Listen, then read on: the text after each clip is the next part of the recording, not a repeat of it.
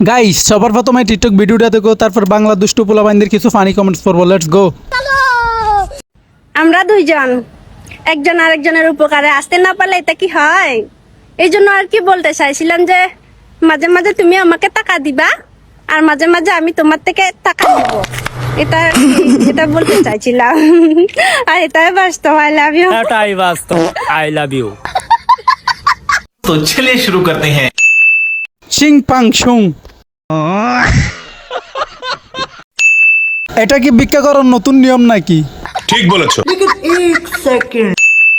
মাঝে মাঝে তুমি আমার কাছ থেকে টাকা নেবে আর মাঝে মাঝে আমি তোমার কাছ থেকে চুম্মা নিব। আমি তো তোমাকে বাদশা দেব।